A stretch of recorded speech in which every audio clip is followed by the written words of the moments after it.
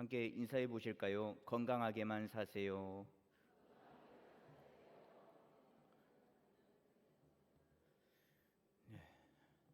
전에 그 교회 일로 생년월일을 이렇게 조사를 한 적이 있었습니다.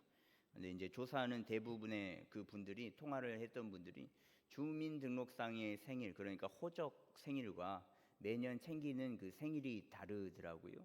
나이도 마찬가지고요. 그래서 올해 뭐 65세가 되셨죠? 아니야, 나 그 나이가 진짜 나이가 아니야. 내 진짜 나이는 몇 살이야? 그러면 생년월일이 이게 맞냐?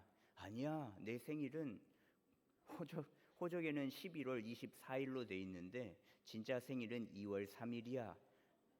그렇게 말씀하시는 분들이 다수였습니다. 근데 거기에는 다 이유가 있더라고요. 제가 국민학교로 입학을 해서 초등학교로 졸업을 했는데 그 이게 웃을 이야기는 아닌데요. 여튼 그랬는데 그때는 그 비디오 테이프를 빌려주는 비디오 가게가 있었거든요. 그래서 뭐 우레메 뭐 후레시맨 뭐 이런 아동용 영화를 빌려서 보면 그 초반에 영화가 시작되기 전에 그 문화부에서 나오는 광고가 나와요. 그러면서 호환 마마를 조심해라. 비디오를 너무 많이 보면 이 호환 마마보다 무섭다. 뭐 이런 광고를 했었거든요. 근데 이 호환이라는 것은 호랑이에게 화를 당한다. 그러니까 짐승에게 습격을 당하는 것을 호환이라고 이야기를 하고요. 또 마마는 천연두라는 질병을 의미하는데 그때 당시에는 옛날에는 천연두에 걸리면 많이 죽었거든요. 그래서 이 천연두 신에게 빌어서 그 천연두가 지나가기를 빌어라. 그래서 호환 마마보다 무서운 게 이 비디오다. 뭐 그런 광고가 있었거든요.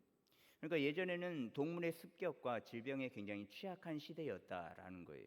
그래서 출생 신고를 늦게 했답니다. 태어나서 뭐 동물들의 습격을 받을 수도 있고 또 질병 때문에 아이들이 죽음에 이를 수 있으니까 나중에 건강해지면 그제서야 호적을 실었다라고 이야기를 하더라고요. 근데 이런 상황이다 보니까 저희 부모님 세대 혹은 저희 조부모님 세대에는 아이들이 태어나면 야, 건강하게만 자라다오, 튼튼하게만 자라다오 그런 이야기를 하셨었습니다. 다른 것은 다 필요 없고 건강하게만 자라달라고, 튼튼하게만 자라달라고, 그렇게 삶을 살아가면 좋겠다는 것. 기본만 하면 좋겠다. 살아내는 것 자체가, 살아있는 것 자체가 기적이니까 그렇게 건강하게만 자랐으면 좋겠다라는 바람으로 이야기를 했죠. 근데 오늘 말씀이 그 이야기를 하고 있거든요. 솔로몬 왕의 이야기를 통해서 그 이야기를 함께 볼 건데, 솔로몬 왕을 떠올리면 그 두 여인 가운데에서 지혜를 발휘해서 재판한 그 일이 떠오르지 않습니까?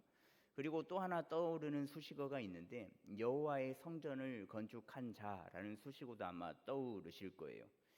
솔로몬은 여호와의 성전을 건축한 사람입니다. 솔로몬이 건축한 그 성전 건축은 엄청나죠.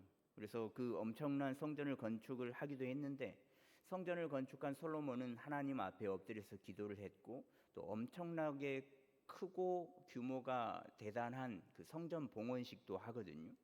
하나님 앞에 소 2만 2천 마리 그리고 양 12만 마리를 드리면서 예배를 하는데 시세로 따지면 한 약 1730억 원 가치의 제물을 드리면서 하나님 앞에 예배를 합니다. 하나님 앞에 성전을 지었고 또 이 성전은 오롯이 하나님의 임재만 가득한 하나님의 성전입니다라는 마음으로 성전 봉헌식을 했습니다. 그래서 9장 말씀을 보시면 하나님께서 솔로몬에게 이렇게 말씀을 하셔요. 줄여서 말하면 이렇습니다. 야, 솔로몬아, 내 마음 잘 받았다. 네 정성 참 잘 받았어. 이 성전 봉헌식은 잘 받았다. 고마워. 그런데 말이야, 그건 그거고 앞으로 너 나 잘 믿어야 해. 너 아버지였던 다윗처럼 나를 잘 따라야 해. 지금까지 함께했고 성전을 짓도록 도와준 존재가 나 여호와 하나님이라는 사실을 잊지 않아야 해라고 이 말씀을 하시거든요.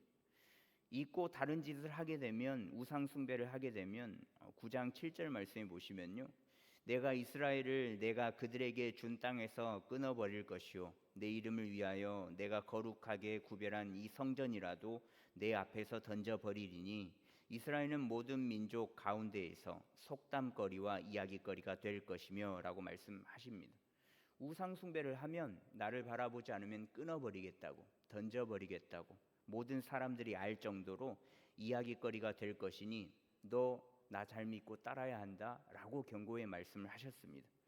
성전 건축이 쉬운 게 아니란 말이죠. 지금 이 시대에 교회 예배당을 짓는 것도 굉장히 어려운데 하나님의 성전을 건축하기에 쉬운 게 아닙니다. 당시에는 또 기계들이 없잖아요. 그리고 또 자신의 아버지 때에는 피값으로 인하여서 전쟁의 그 피값으로 인하여서 성전을 짓지 못했단 말이죠. 그 어렵고 힘든 일을 본인이 해내지 않았습니까?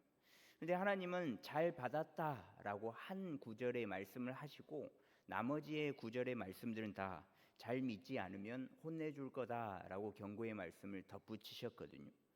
왜 그렇게 모질게 하셨을까요? 아이고 잘했다, 진짜 잘했네, 진짜 잘했어, 야 너 칭찬해, 그런 구절이 계속 되어지고 그 다음에 경고를 조금만 하셔도 괜찮았을 법한데 왜 이렇게 한 구절 말씀만 잘했다라고 칭찬을 하시고 나머지의 말씀들은 다 경고의 말씀을 하셨을까? 왜냐하면 첫 마음이 변질될 것을 알고 계셨던 겁니다. 사람은 누구나 다 마음이 변질이 되거든요. 될 수밖에 없습니다. 나는 안 그럴 것 같죠? 다 똑같습니다. 변질될 수밖에 없어요. 사람이니까요. 사람이기 때문에 유지하기가 힘들고 지켜내기가 굉장히 어렵거든요. 그런데 하나님께서는 그걸 아신 겁니다. 그렇게 우려하던 일이 일어나는데 그 일이 바로 오늘 말씀에 나오는 그 일이거든요. 솔로몬 왕은 여자를 좋아했습니다. 이상하지 않죠? 남자가 여자를 좋아하는데 뭐가 이상하냐? 물론 여자를 좋아하는 게 순리인데 결혼한 이가 있었음에도 불구하고 다른 여인을 좋아한 겁니다. 그것도 하나님께서 금지한 이방 여인들을 말이죠. 1절에 보시면 솔로몬 왕이 바로의 딸 외에 이방의 많은 여인을 사랑하였으니 곧 모압과 암몬과 에돔과 시돈과 헷 여인이라. 그러니까 바로의 딸 외에, 자신의 부인 외에 여러 국적의 여인들을 다 취합니다. 다국적 카사노바라고 보시면 되는데 이 여인들을 좋아해도 이방 여인들만 좋아했거든요. 그게 문제가 되는 겁니다. 그래서 2절 말씀해 보시면 여호와께서 일찍이 이 여러 백성에 대하여 이스라엘 자손에게 말씀하시기를 너희는 그들과 서로 통혼하지 말며 그들도 너희와 서로 통혼하게 하지 말라. 그들이 반드시 너희의 마음을 돌려 그들의 신들을 따르게 하리라 하셨으나 솔로몬이 그들을 사랑하였더라. 하나님께서는 이 이방 여인과의 접촉 그리고 혼인을 금지하셨습니다. 그 이유는 2절 말씀 금방 읽은 말씀처럼 그녀들과 결혼을 하면 마음을 빼앗기거든요. 이 마음을 빼앗긴다라는 것은 하나님을 바라보는 마음을 빼앗긴다라는 거예요. 그녀들에게 마음을 빼앗겨 버리면 하나님을 버리고 그녀들이 섬기는 우상을 숭배할 수 있기 때문에 금지를 하셨습니다. 에이, 마음만 잘 지키면 되지. 그런 걸 왜 반대하고 금지한대요? 야, 하나님 쪼잔하네 라고 생각할 수도 있죠. 근데 그게 그렇게 쉽게 되지가 않는 겁니다. 여인을 사랑하게 되면 어떻게 돼요? 갑작스러운 질문이라 대답을 못 하실 수도 있고, 여인을 사랑하면 그 여인에 대해서 모든 걸 다 알고 싶잖아요. 원래 연애를 하면 그 상대방에 대해서 많은 게 더 알고 싶어지는 게 원래 일반적인 모습이에요. 모든 것을 알고 싶고 모든 것을 나누고 싶고, 그게 사랑하는 사람들의 관계라는 건데, 그리고 또 서로 닮아가게 되어 있거든요. 좋아하니까, 사랑하니까 더 닮아가는 모습이 보일 수밖에 없습니다. 그래서 혹시 그 부부끼리 오신 분 옆 사람 한번 봐보십시오. 닮았죠? 생김새까지 닮아가거든요. 부부란 그런 거예요. 그럼 솔로몬이 하나님을 사랑하기는 하지만 이방 여인과 결혼을 하고 사랑을 하면 누구를 더 사랑하게 되겠습니까? 하나님이겠습니까? 여인이겠습니까? 여인이겠죠. 왜냐하면 여인은 보이는 존재잖아요. 가시적인 존재지만 하나님은 보이지 않는 비가시적인 존재니까요. 사람은 보이는 것에 이끌릴 수밖에 없는 연약한 존재입니다. 그래서 3절에 보시면 왕은 후궁이 700명이요 첩이 300명이라 그의 여인들이 왕의 마음을 돌아서게 하였더라. 후궁이 700명, 첩이 300명이랍니다. 그러니까 1000명의 여인들에게 둘러싸여 있는 이 솔로몬 왕, 그러니까 이 왕의 마음을 돌아서게 해버리거든요. 어떻게 하냐면 4절에 보시면 그의 여인들이 그의 마음을 돌려 다른 신들을 따르게 하였으므로, 이 여인들에게는 계획이 있었던 거죠. 하나님을 섬기는 솔로몬 왕의 그 마음을 돌려서 자신들이 믿는 신을 따르게 하려는 계획이 있었던 겁니다. 물론 솔로몬은 마음을 굳게 먹으려고 했겠죠. 그런데 1000명과 싸우면 1000대 1로 싸우면 누가 이길까요? 1000명이 이길 수밖에 없습니다. 그리고 남자와 남자가 싸우면 뭐 어떻게 해서든 뭐 무기를 쥐고 뭐 좁은 통로로 들어가서 뭐 싸운다 쳐요. 근데 남자가 여성 1000명과 싸운다? 반드시 지는 게임입니다. 이길 수가 없어요. 근데 시돈의 그렇게 지는 게임 속에서 시돈의 아스다롯, 암몬의 밀곰, 몰록, 모함의 그모스를 섬기게 되어버리는데, 여인들이 계획한 그 계획대로 솔로몬이 따라가 주는 모습을 볼 수 있거든요. 8절에 보시면 그가 또 이방 여인들을 위하여 다 그와 같이 한지라 그들이 자기의 신들에게 분향하며 제사하였더라. 그러니까 이 1000명 여인들에게 마음이 다 빼앗겨 버려서 이제는 하나님에게 마음을 돌이키고 이방 우상 그 신들을 예배하기 시작하였습니다. 그래서 9절에 이어져 나오는 말씀이요, 솔로몬이 마음을 돌려 이스라엘의 하나님 여호와를 떠남으로, 이제는 완전히 하나님에게 그 마음을 떠나버리거든요. 아예 그 하나님을 바라보는 마음이 사라져 버려요. 마음을 돌리다라는 것은 원어적으로 보면 같은 곳을 바라보는 게 아닙니다. 사랑하면 같은 곳을, 한 곳을 같이 바라봐야 되는데, 사랑하지 않으면 같은 곳을 보고 있다가 이렇게 등을 돌리는 모습이 돼버리거든요. 솔로몬의 마음이 지금 하나님과 한 곳에 시선을 두고 바라보는 게 아니라 이제는 하나님과 등을 대어서 다른 곳을 바라보고 있다라는 거예요. 결혼을 하고 부부가 되면 한 곳만 바라보면서 함께 생활을 하는데, 또 마음이 상하고 마음이 맞지 않고 다툼이 심각해지는 그 상황에 이르면 등을 돌리고 다른 곳을 보다가 결국에는 헤어짐이 있지 않습니까? 근데 솔로몬이 이렇게 된 겁니다. 하나님을 섬기겠다, 하나님을 믿겠다, 어떻게 보면 하나님과 결혼한 입장인데 한 곳을 바라보다가 이방 여인들에게 마음을 빼앗겨서 이제는 등을 돌린 채 하나님께 마음을 저버린 모습, 등 돌린 사이가 되어버린 거죠. 그런데 놀라운 것은요, 하나님께서는 이것을 아셨습니다. 분명 그렇게 할 걸 아셨죠. 그래서 2번이나 먼저 찾아와 주셨다라는 게 굉장히 놀라울 수밖에 없는데요. 9절 하반절과 10절에 보시면 여호와께서 일찍이 2번이나 그에게 나타나시고 이 일에 대하여 명령하사 다른 신을 따르지 말라 하셨으나 그가 여호와의 명령을 지키지 않았으므로 라고 말씀하고 있는데, 하나님께서 일찍이 그에게 2번이나 나타나셨습니다. 나타나셨다라는 것은 가시적인 방법을 사용하셨다라고 해석할 수 있거든요. 지금까지는 뭐 꿈과 환상으로 다른 사람들을 통해서 당신의 뜻을 알려주셨겠지만, 이번에는 가시적인 방법을 통하여서 솔로몬에게 2번이나 나타나서 마음을 돌이키게끔 하셨던 그 모습이 있었다라는 거예요. 그러면 나타나셔서 뭐라고 하셨을까요? 그래, 여인들 따라서 우상 잘 믿어라 라고 이야기하셨겠습니까? 야, 돌아와라, 다른 신을 따르지 말고 내게로 돌아오라 라고 말씀을 하셨는데, 그 하나님의 말씀을 솔로몬은 귀등으로도 듣지 않았던 겁니다. 그리고 9장에서 경고한 대로 나라를 빼앗겠다, 너는 망할 것이다 라고 말씀을 하시거든요.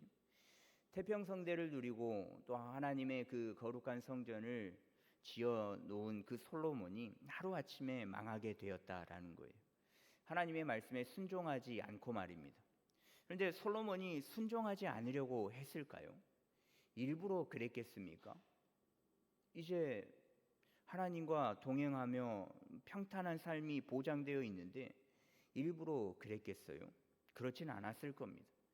여인들을 가까이 하면 아마 이렇게 될 줄은 몰랐을 겁니다.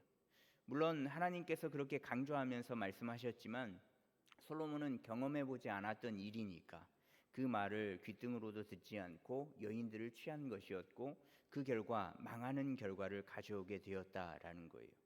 오늘 말씀의 내용이 이러한 내용입니다. 저희 집 첫째가 한글을 좀 빨리 익혔습니다. 본인이 책을 좋아했고 관심이 많아서 빨리 익힌 것 같아요. 저는 공부하라고 단 한 번도 이야기를 한 적이 없습니다. 공부하라고 이야기를 하지도 않았는데 본인이 이제 유독 책을 좋아하니까 그렇게 까막눈일 때도 책을 제가 읽어주면 그것을 계속 듣고, 둘째가 태어나서 마치 본인이 글을 아는 것처럼 책을 이렇게 딱 펼치고 둘째가 이렇게 엎드려서 있을 때 자 봐, 그러면서 책을 이렇게 읽어주는 척 했거든요. 외워서 그렇게 이야기를 전달을 했단 말이죠. 근데 그 까막눈이었던 첫째가 이제는 한글을 떼고 나서 손편지를 처음 써줬단 말이에요. 얼마나 감동적이었겠습니까? 삐뚤빼뚤한 그 글씨인데 본인이 한글을 깨우쳐서 아빠에게 편지를 써줬다. 아빠들은 그 편지를 보고 마음이 녹아내리지 않겠습니까? 근데 이 딸이 손편지를 써주는데 첫 번째 편지는 야, 많이 컸네. 아, 진짜 참 좋다 이랬거든요. 근데 내용이 똑같더라고요. 두 번째 편지도, 세 번째 편지도, 20번째 편지도, 50번째 편지도 내용은 한결 같았습니다. 아빠 사랑해요. 아빠 고마워요. 아빠 낳아주셔서 감사해요. 정시야 올림. 그래서 야, 편지가 왜 내용이 늘 똑같아? 라고 이야기를 했더니 아빠 달라요. 자 보세요. 아빠 많이 사랑해요. 아빠 많이 감사해요. 아빠 낳아주셔서 많이 고마워요. 정시야 올림. 많이라는 단어를 붙였답니다. 여튼 그렇게 첫 선편지는 굉장히 감동적이었는데 둘째, 셋째, 넷째, 30번째, 50번째 이렇게 되다 보니까 동일한 그 편지의 내용이 들어있는 내용, 그 편지를 받아보니까 이런 마음이 들었습니다. 편지는 써주지 않아도 된다. 건강하게만 자라주라. 감동은 주지 않아도 되거든요. 손편지는 안 써줘도 됩니다. 선물도 안 줘도 돼요. 그냥 그 나이에 맞게끔 건강하게만 자라주면 되는 거거든요. 아무것도 필요 없어요. 감동을 주지 않아도 돼요. 공부를 잘 하지 않아도 돼요. 그냥 건강하게만 자라줬으면 좋겠어요. 건강하게 자라나서 그 나이대에 맞는 행동을 하고 그냥 평범하게 아빠와 함께하는 시간을 갖고 함께 살아가기만 하면 좋겠어요. 뭔가를 잘한다, 특출나게 잘한다, 그래서 키워야 한다, 뭔가를 잘해서 결과를 이룩해야 한다, 그렇지 않아도 되고 그냥 함께 할 수 있을 때, 사춘기가 오면 어차피 아빠는 버리고 떠날 거니까 그 전까지 함께 할 수 있을 때 함께 시간을 보내고 행복하게 지내면 좋겠다라는 마음밖에 없었습니다. 그래서 그냥 손편지 안 받아도 되고 건강하게만 자라다오 라는 마음과 또 그 말을 했단 말이죠. 근데 하나님도 이와 같은 마음이다라는 거예요. 솔로몬을 보십시오. 하나님을 잘 믿는 모습을 보이다가 손편지를 쓴 겁니다. 성전 건축이라는 손편지, 성전 봉헌식이라는 손편지. 물론 하나님은 기쁘게 받으셨겠지만 그 이후의 모습이 걱정되셨던 거죠. 야, 솔로몬 제가 나한테 집중하다가 이제는 뭔가를 계속 하려고 하네. 한글을 깨우쳤더니 손편지를 자꾸 써주네. 내용이 계속 똑같네. 이런 거 안 해도 그냥 나 잘 믿으면 되는데, 야, 그냥 건강하게만 자라주면 되는데, 그런 마음을 하나님께서도 가지셨던 거죠. 건강하게만 자라달라라는 거, 그러니까 즉 기본에 충실해 주라라는 거예요. 기본에 충실하라는 것은 하나님을 믿는 믿음, 그 믿음을 가지고 일평생 살아내 달라라는 겁니다. 기본에만 충실해 주면 다른 부수적인 것들, 이벤트 같은 것은 사실 안 해줘도 된다라는 거예요. 이벤트를 경험을 해 보셨을 거예요. 이벤트는요, 그때 잠깐의 감동만 줄 뿐 쉽게 사라지는 게 이벤트거든요. 이벤트는 크고 작음을 따지면 기본보다 훨씬 못 미치게 보이는 게 이벤트예요. 감동은 있죠. 막 깜짝 놀랄 만한 감동은 있는데 그 감동이 기본처럼 계속 가지는 못해요. 금세 사라져 버리는 게 이벤트입니다. 그래서 이벤트를 받는 사람은 그런 기대를 하잖아요. 더 큰 이벤트, 더 좋은 이벤트, 또 다른 걸 해주지 않을까? 또 이벤트는 사랑해서 합니다. 사랑해서 하기는 하는데 보통 본인이 불리한 상황 때 이벤트를 해주거든요. 이럴 때 웃어주셔야 됩니다. 불리한 상황 때 하는 게 이벤트예요. 뭔가 내가 굉장한 잘못을 했을 때, 그 상황을 넘어가야 하니까요. 그러한 상황 속에서 감동을 줘야, 마음에 드는 것을 해줘야 그 상황을 넘길 수 있잖아요. 근데 신앙생활과 일반적으로 살아가는 생활의 원리가 이와 똑같은 겁니다. 기본에 충실하고 기본을 잘하면 사실 이벤트는 크게 필요하지가 않습니다. 평상시의 모습이 이벤트 같은데 굳이 깜짝 놀래켜주고 이벤트가 필요하겠습니까? 물론 가끔의 이벤트는 가슴을 뛰게 하기도 하고 또 사랑받고 있구나라는 마음이 들게끔 하기에 가끔은 좋지만, 상황을 모면하기 위해서 하는 이벤트는 이미 사랑하는 마음의 본질에 벗어나는 것이 되는 거거든요.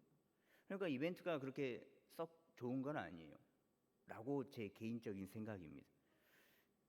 그러니까 기본에 충실하면 되거든요. 건강하게만 자라주기만 하면 되는 거예요. 전에 운전을 하면서 가는데 길거리에서 광영중학교 교복을 입고 가는 여자애 2명을 봤는데 깜짝 놀랐습니다. 그 여자애들이 담배를 피면서 걸어가더라고요. 저는 그래서 한참을 봤어요. 막대 사탕인 줄 알고 한참을 보고 있었는데 연기가 나오더라고요. 그래서 교복을 입고 낮에 걸어가면서 담배를 핀다고? 세상 참, 그런 깜짝 놀랄 만한 일이 있었는데 굉장히 충격적이었습니다. 근데 하지 말라고 하면 더 하고 싶은 청개구리와 같은 마음이 드는 게 사실이잖아요. 근데 술과 담배가 좋으면 아마 권장할 겁니다. 친구들 더 펴. 술도 마시면서 펴야 더 맛있다. 이렇게 공부할 때 하면 집중력이 더 생긴다. 담배를 피워야 몸이 개운하고 술, 담배는 인생에 가장 필요해 라고 이야기를 할 수 있지 않겠습니까? 술, 담배가 좋은 거라면요. 근데 술, 담배는 기호식품이잖아요. 기호식품이라는 것은 영양소가 들어있지 않은데 사람들의 입맛에 좋은 게 기호식품이거든요. 그러니까 굳이 하지 않아도 살아갈 수 있는 식품, 기본적인 식품이 아니라 부수적인 식품이 기호식품이에요. 근데 이 부수적인 것들로 기본적인 것들이 무너진다면 이것을 권장하는 게 맞겠습니까? 부수적인 것으로 기본이 무너지니까 하지 않았으면 좋겠다라고 이야기를 하겠죠. 근데 신앙생활도 마찬가지입니다. 기호식품과 같은 부수적인 것으로 잠깐의 감동이 있을 수 있어요. 그러나 중요한 것은 부수적인 게 아니라 기본이 더 중요하다라는 거예요. 잠깐의 감동을 위해서 하는 것, 그 잠깐의 감동에 중독되어서 감동이 없으면 하지 않은 것과 같은 느낌. 잠깐의 감동이 없으면 믿음이 퇴화되고 있나? 믿음이 떨어지고 있나? 라는 느낌. 부수적인 것은 일도 필요하지 않다라고 말할 수 없겠지만 중요한 것은 부수적인 것보다는 기본적인 것이 더 중요하다라는 겁니다. 왜냐하면 그 부수적인 것을 쫓다가 하나님과 등 돌릴 수 있기 때문에 그렇습니다. 하나님께서는 오늘 말씀 이 솔로몬의 이야기를 통해서 저와 여러분들에게 이렇게 말씀하고 계셔요. 다 필요 없다. 그냥 건강하게만 자라다오. 나를 믿되 끝까지 믿어다오. 나를 믿되 기본만 끝까지 했으면 좋겠다라고 말씀을 하고 계시는 겁니다. 저는 여러분들의 삶을 정확히 모르죠. 어떻게 사시는지 대충은 알아도 정확히는 모르거든요. 그러나 하나님은 아시고 또 본인 스스로가 자신의 삶을 가장 잘 알지 않겠습니까? 하나님과의 관계를 해치는 것, 부수적인 것에 집중을 하고 있다면 그것을 끊고 돌아서며 또 기본에 충실하는 우리가 되었으면 좋겠습니다. 나는 마음을 잘 지킬 수 있어. 솔로몬이니까 저런 모습을 보이고 기본적인 것을 못 지키지. 나는 끝까지 인내하면서 잘 조절하며 살 수 있어 라고 생각이 드실 수도 있겠는데, 나는 내가 굉장히 나를 제어를 잘 하고 있다라고 생각하고 부수적인 것을 감행을 한다면 그분은 아마 돌아오지 못할 강을 건널 수도 있고 아마 건너고 있을 수도 있습니다. 자신을 믿되 너무 믿지는 마세요. 다 필요 없는 겁니다. 부수적인 것은 다 필요가 없는 거예요. 그냥 건강하게만 자라주시면 되는 겁니다. 다 필요 없습니다. 그냥 기본적인 것 하나님의 자녀로만 끝까지 남아주면 되는 겁니다. 그런 여러분들이 금오교의 희망이요 또 하나님의 희망이라는 것을 기억하면서 다 필요 없고 건강하게만 기본적인 것에 하나님을 믿는 믿음을 잃지 않고 살아내는 저와 여러분들이 되었으면 좋겠습니다.